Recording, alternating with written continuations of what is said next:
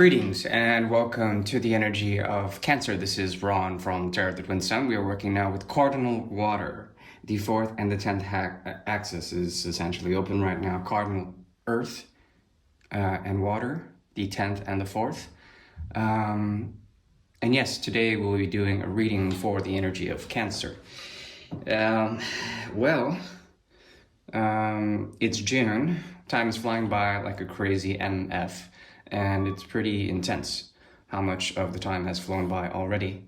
In that respect, I am introducing a new technology that is known as the quantum triangle. This reading is designed as a new technology that has been worked on, at least thermodynamics. And I'm bringing it as a technology into this channel to essentially see core manifestations that can occur on a quantum level when it deals with entanglement, okay?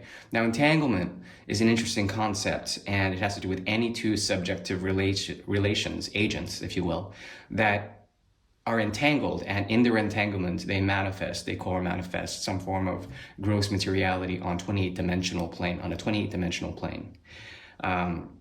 28 dimensions.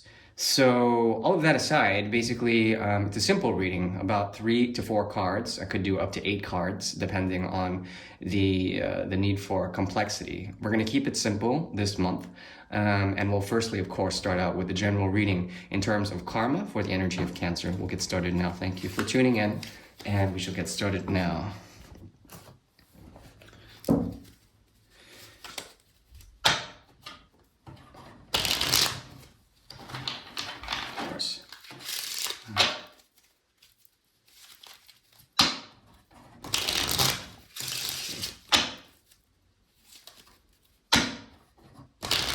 Three,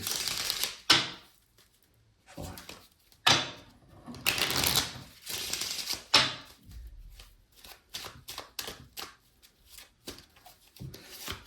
Okay.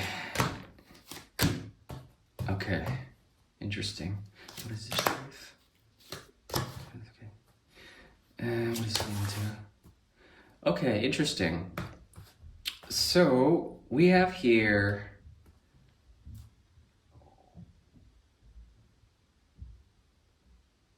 a choice that is coming up. This has to do with your own hidden truth, your secrets. There is a secret love, or perhaps a way to hold or contain something hidden. This is the ability essentially to see objectively, to see neutrally even, on the nature or the dynamics of what you're capable of. In the month of June, Cancer is essentially bringing forward their truth. Okay, this has to do with the choice, because we have the three of rods, as well as the Ace of Rods in the reverse in the past section. This truth has to do essentially with a form of stability by letting go, and then bringing forward, manifesting something that you've been waiting for. This has to do especially with authentic, deep core relations with others, and following the right path. Masculine and feminine of Queen of Cups, King of Cups, and Queen of Cups are here, and they are a divine couple. They are separated by a sea of time and space, very large one, and Jupiter's watching over this connection to make things happen. So this is a very good thing. This is also a union between masculine and feminine inside of oneself, waiting for the right time to fuse with that type of energy so that there's coalescence, that there's a unison, a yoga between masculine and feminine inside of oneself. It's also a possibility. There also is, let's see here, karmically, this has to do with letting go of pretense, okay? Letting go of especially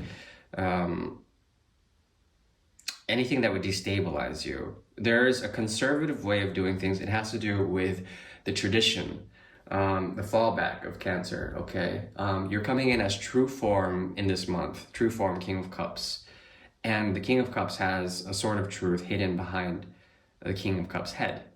Now, the sort of truth, essentially, it speaks about a conservative way of doing things, building a fortress of the mind, becoming strong in that, becoming conservative with one's resources, time, energy, using their own order or being informed by an order to essentially come into great empowerment, great stability, foundational stability, okay? And it's very much called to right now, at least in the month of June. Ace of Cups comes in reverse. Okay, now with the Ace of Cups in reverse, there's an ability to heal directly through stabilizing the mind, stabilizing and creating a fortress of the soul. Lots of empowerment for this month, but the Ace and the Ace of Cups and the Ace of Rods are both in the reverse. This means that essentially, if there was some form of a connection in terms of bringing insight to the Dharmic path, to coming into a way of truly doing what it is you were called to do, and also being true to oneself, finding self-love, it has to do with retreat, coming back into the skin, into your own inner sanctum, and coming into a way of really manifesting a lovely connection. This has to do with Jupiter, waiting for Jupiter to give you the gift. This has to do also with the main allegory or the main metaphor of traveling over time and space to meet someone that really is a divine counterpart of some sort. Now, in terms of advice, pay attention to the details, become grounded. As you ground, you will find that there is another fortress, another way to see a city, another place, another perspective within that place, another set of rules. And in this, there's an ability to really come into a grounding center. If you need to purge this month, there's a great opportunity to do that. There is a feeling that it's in a very cool and distant place. The love that surrounds you, or the love that you're trying to manifest, is essentially very cool, very, very cool. There's a chilled effect or a very still effect, very rejuvenating effect that's occurring for this month. If you need to get rid of anything in terms of pretending artificial forms of love and artificial connections, this is a good month to essentially come into your own good health and body and embody essentially conservative way of doing things in order to preserve your inner sanctum. That is the karmic reading for June. Now, let us move into the quantum triangle, which is the gusto of this reading. It is experimental still, and two triangles create a diamond. As above, so below, you'll see.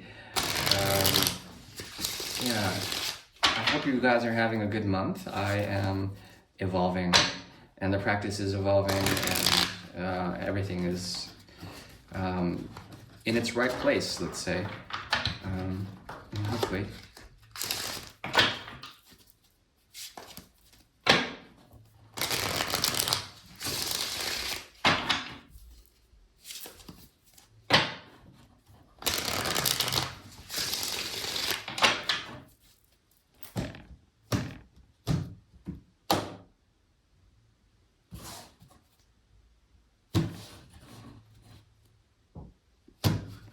If you feel you are beholden to a past situation, that past situation is at rest, there's an ability to really let go of the critical mind in this month and to naturally go back to a state of being wherein you may feel safe, but it also will cut you off from anything. This is a type of shielding. For this month, a lot of shielding is going on, especially when it comes to the karmic affairs of the past that have already been closed.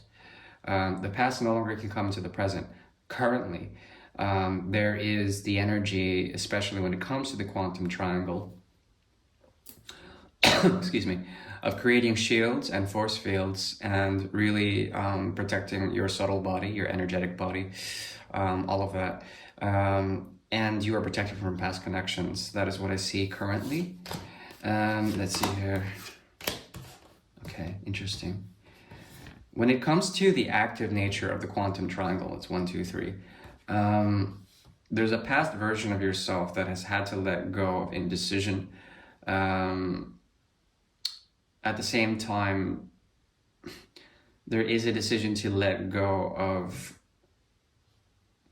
trying to prove yourself in some sort of way. It's kind of like letting loose or letting down, but at the same time, you're on the movement towards the Six of Swords and the Eight of Swords. What I see here is a lot of letting down of your shielding. It's strange because like karmically you were called to bring up the shields. But then in the quantum triangle, the quantum field, the people that you're dealing with, especially the past people, are essentially letting down. There's something about them letting down, being let down, them letting down, letting you down, something like this. And in this, there's a shedding of their firewall, of their shields, also likewise for you. Someone from the past is essentially trying to access you. You couldn't walk down that road. There's something about you that is now kind of leaking. And it's not a negative thing, meaning that this person has the ability to project onto you, to get through their own quibbles of ego or something like that. They're having a type of ego death, and in their indecision, they choose to bring a question to you, something like this, at least for this month. So the High Priestess is essentially someone who is impenetrable, usually. But when it's in the reverse, she doesn't move, but her force fields remove. It's like a debuff, or like a letting loose, a setting loose, a shedding of one's skin, a shedding of one's shields. So there's all this disarming energy here, and when it comes to you actively doing something, at least in the quantum field, it's moving to the Five of Swords. The Five of Swords has to do with, yes, a bit of indecision, but really trying to avoid any of the trauma. Now there's past, trying to understand the trauma of it all, and you already know what it is. There's a very critical knowing of how the path is transformed, of how your path is transformed in terms of observing theirs. Your path is essentially or you can call it a pathless land, something that hasn't been walked yet. And in that stasis, in that stability, you've been very quiet. Now there is something that hints towards the Hermit, but also shedding some form of information. Do not be attacked. Try not to be attacked when you're retracing the steps that you've taken to get away, to detach, okay?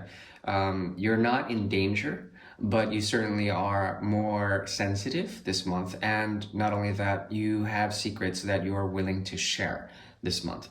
Now you have to find the right confidants. I would recommend family. I would recommend anyone who is really close in terms of an authentic relationship, a friendly relationship of someone who cares about you. That is my recommendation in terms of that.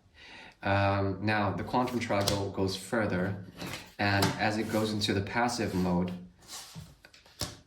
what manifests is, okay, it's the 5 and the 5, 55 is showing up here. The 5 of air, the 5 of earth, 55. When it comes to this number, there is a very strong, I would call it, feeling of individuality, okay? Now with this, your actions are being sort of pushed by another person. They're pushing your buttons, and they have influence over you. They want you to act, but then in actuality, they want you more to react. And because of such, you are at a state of really trying to avoid this energy, really trying to avoid the past, but you know the secret. That's the thing. Whatever the secret is, it is very deep, and it has to do with the path you've been observing them walk on. Now, because of such, there is, what manifests is a deep chasm between you and this person.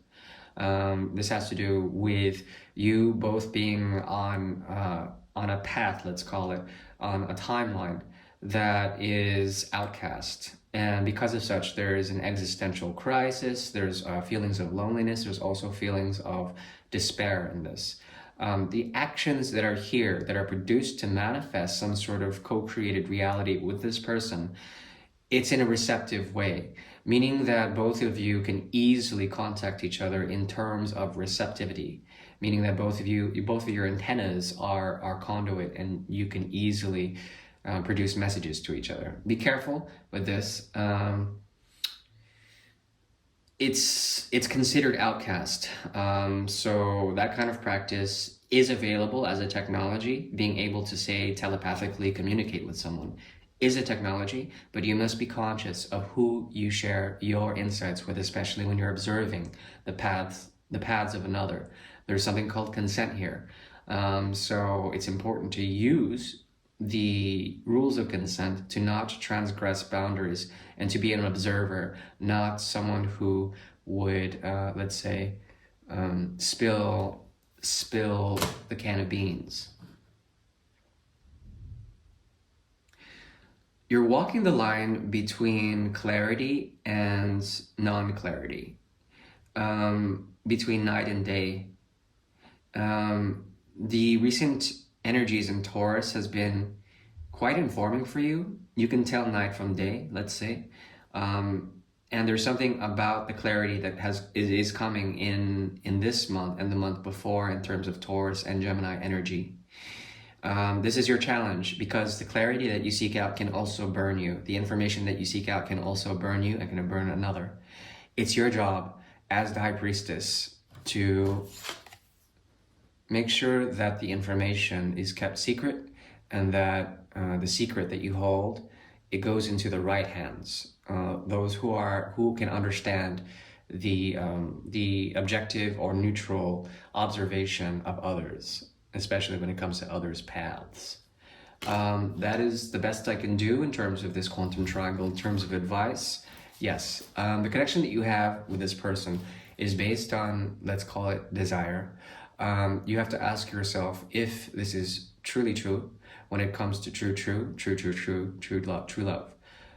Therein, the lines of love, the curvilinear lines of love, are indefinitely mutable. They are always changing. Love forever changes. And perhaps it's something that you should grow with as opposed to go with. And that's my opinion. That is in terms of what the cards are telling me. There's a difference between agape and eros. And there's as much as that debate goes on, there's a difference between, let's call it, the prismatic and also true light. Okay, those are my insights. I do wish you well, my dear Cancer. Hopefully you can glean a bit of information from that. Take only what you will, and I do thank you. Ciao.